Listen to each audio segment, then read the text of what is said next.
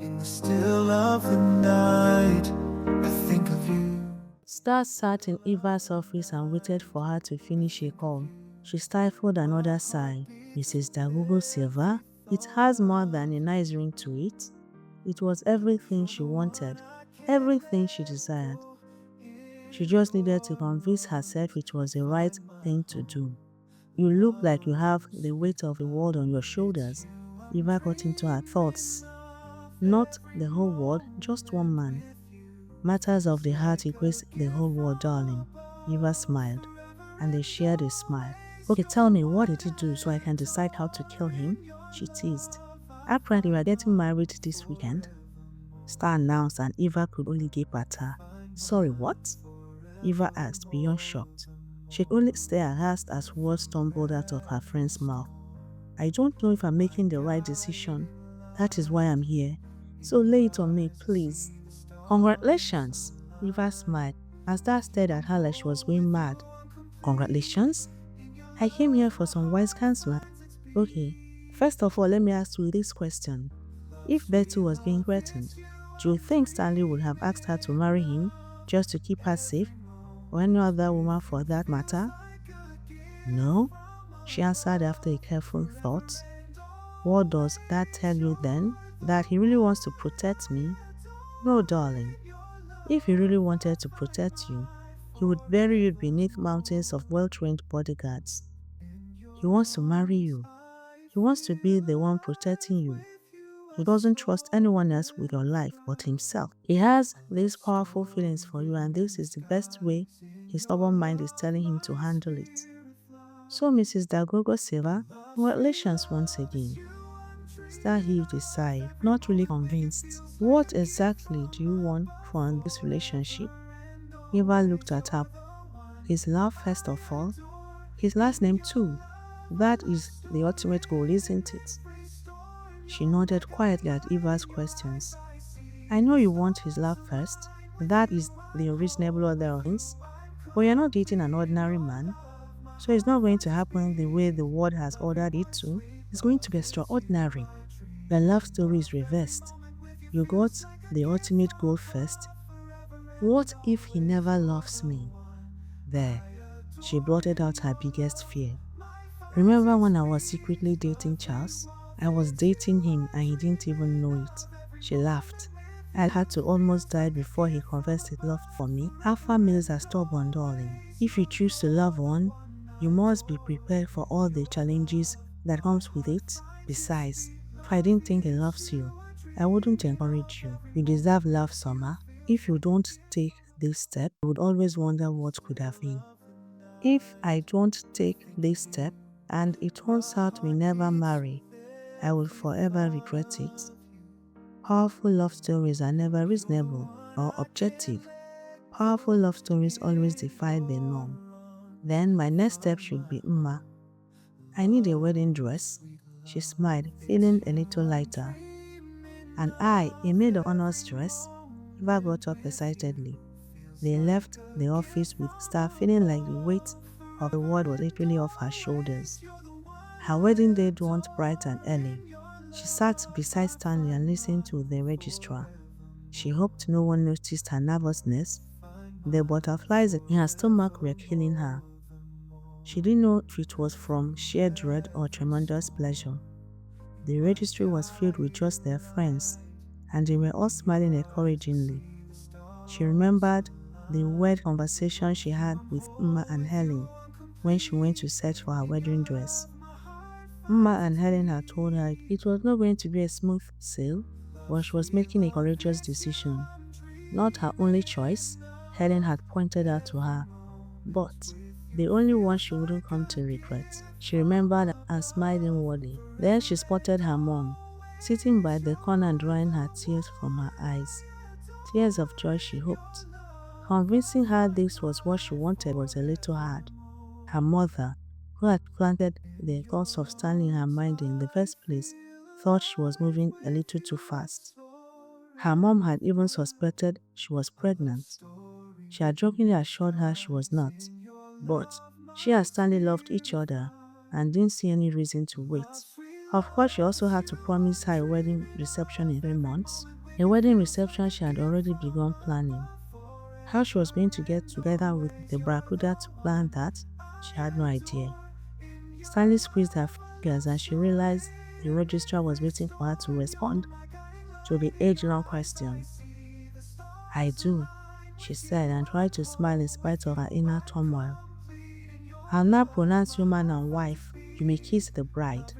All their friends clapped and cheered at the pronouncement.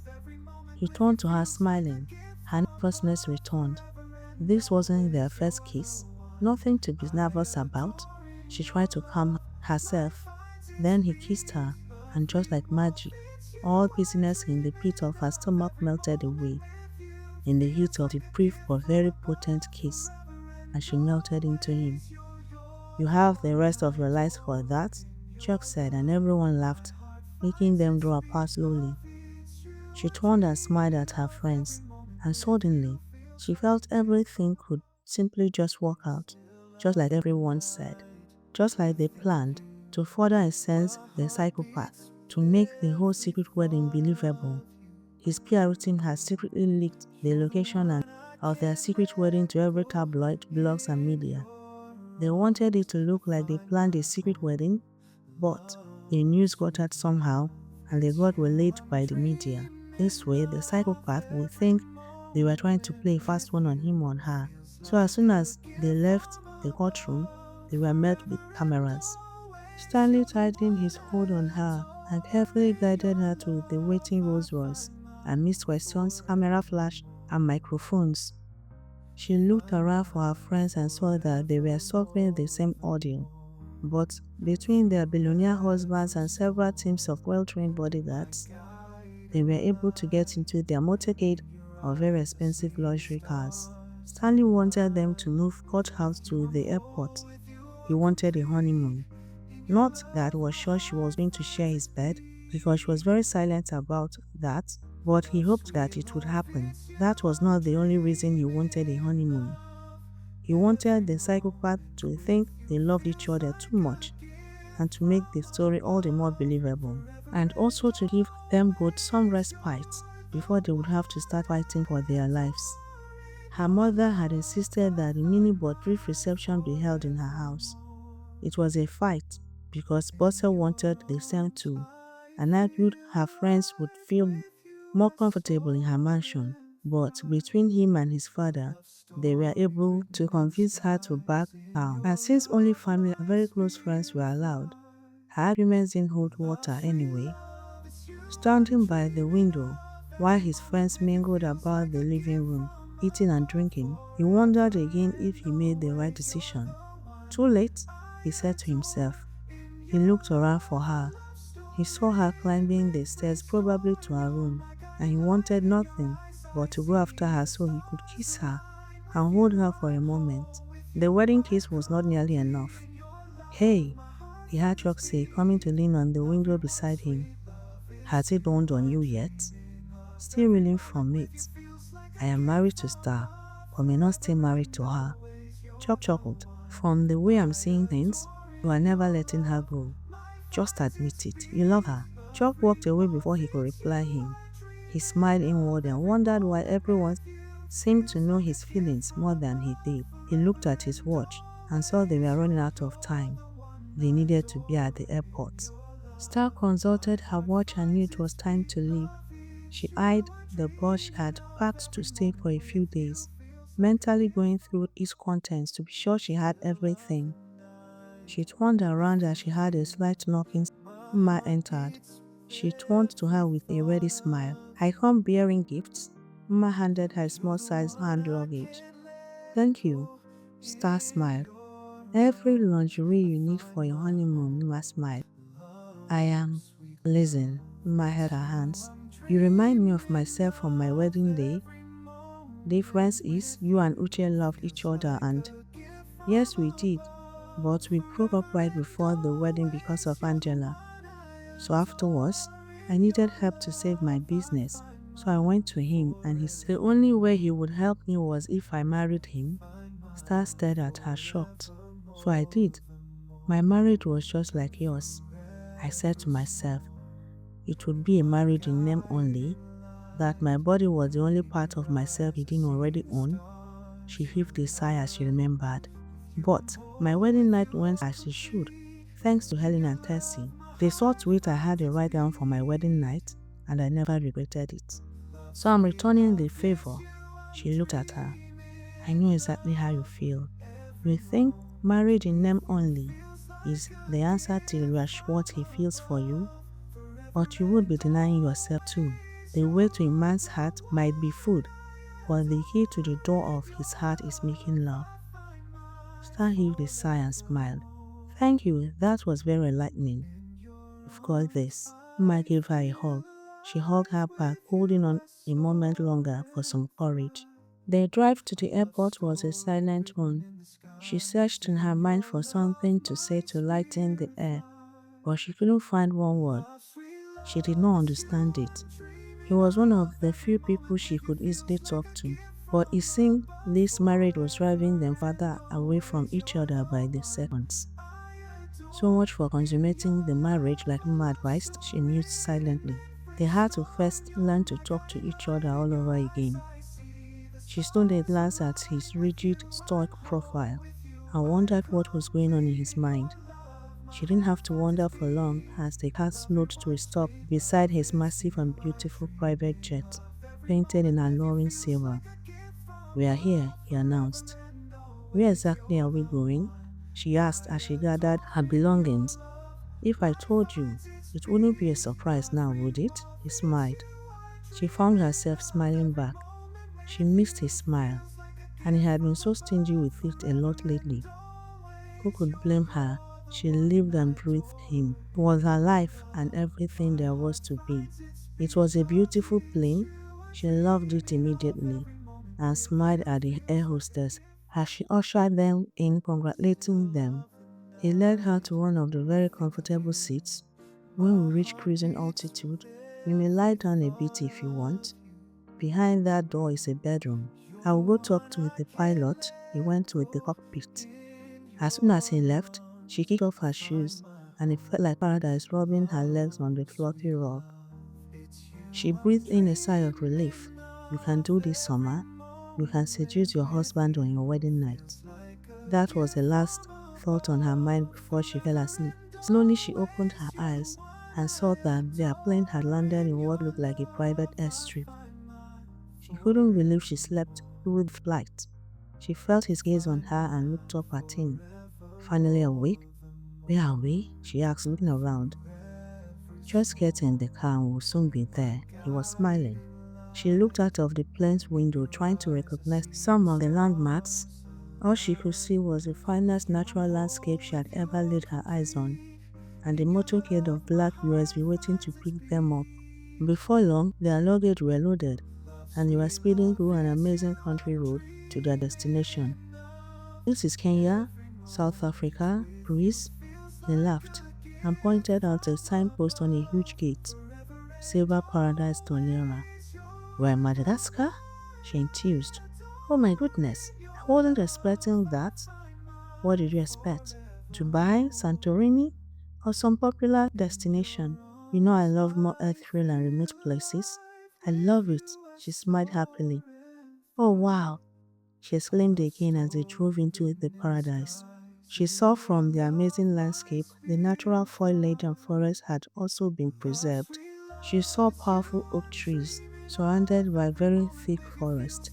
There was a barbed wire fence separating the forest from the road, and just further down was a breathtaking mountain, standing tall and proud, but somehow shy, as his head is hidden in the low-hanging cloud. She turned to him in excitement.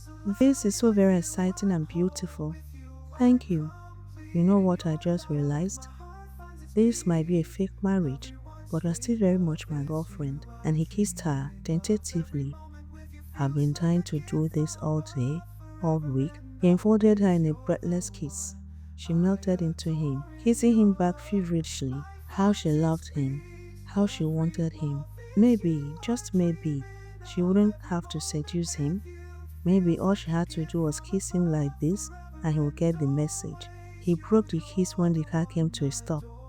She saw that they were in front of a Caribbean-style house with wrap-around balcony. There was a bust of different colors of bougainvillea flowers and other colorful plants and flowers surrounding the house. She could not wait to come down from the car. She was down before the chauffeur could open the door.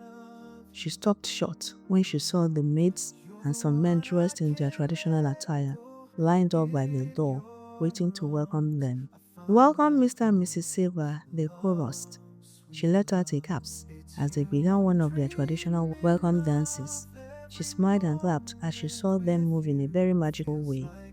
One of them stepped out and introduced himself as the manager of. He led them into the house while some orderlies carried in their luggage. She walked inside and let out another sigh as she saw the beautifully furnished living room. There was a clear difference between this paradise and the Nigerian paradise. This paradise had all the Caribbean undertone, but the Nigerian paradise had a kingly overtone. "Love it?" he asked behind her. She turned around to find they were alone again. "Yes, it's so beautiful. I want to order dinner before I show you the bedrooms." "Bedrooms?" she wondered silently. Why did they need more than one bedroom? She asked herself. Then she remembered she had told him she wanted a marriage in them till they caught the person threatening them. Knowing Stanley, he was going to respect her decision to the latter. "I am not really hungry. Maybe later." A quick look at the French windows showed the sun was setting, and she walked to the window to admire the amazing sunset. "This is really a paradise," she murmured. "I will show you upstairs." She turned around and followed him.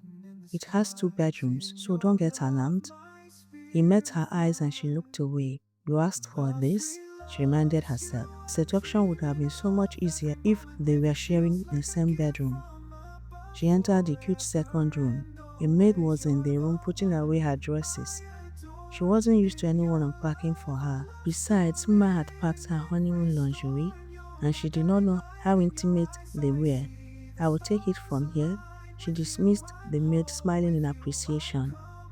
"And here is a connecting door to the master's bedroom." He pointed and opened the door, revealing the master's bedroom. "Okay, that would make things so much easier," she thought to herself. "I will leave you to freshen up. Meanwhile, I'll be out for a while. Call if you need anything." She stared at him speechless.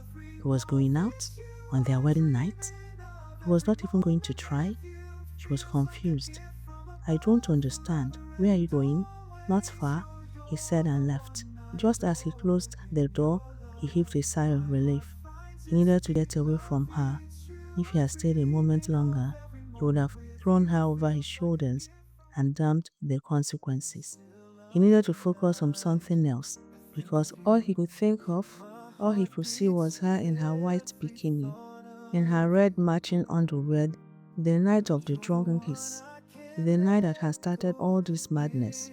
Would he take that night back or change anything about it if he had the power? The answer was no. The journey that had led them to this destination had been an intriguing one, and he could not wait to find out where their final destination would be. So he was going to take a long walk, and after that, he was going to take a long cold shower and go to bed. He prayed the days would fly. Star came out from the bathroom and wrapped herself in a large fluffy towel. She had opted for a scented bath. It was a seduction after all. Gingerly, she picked up Mma's bag and dropped it on the bed. The bag just had one nightgown. Others were some kind of skimpish tops and shorts that could make even the most hardened prostitute blush. She took out the nightgown. It was a white lace and satin ensemble. She rummaged inside the bag for matching shorts but saw nothing. "Isn't this a top?" she asked herself. Could barely cover her butts. In the still of the night, I think of you. My heart beats with every thought of you. You're the one I can't let go. In your arms I find my home.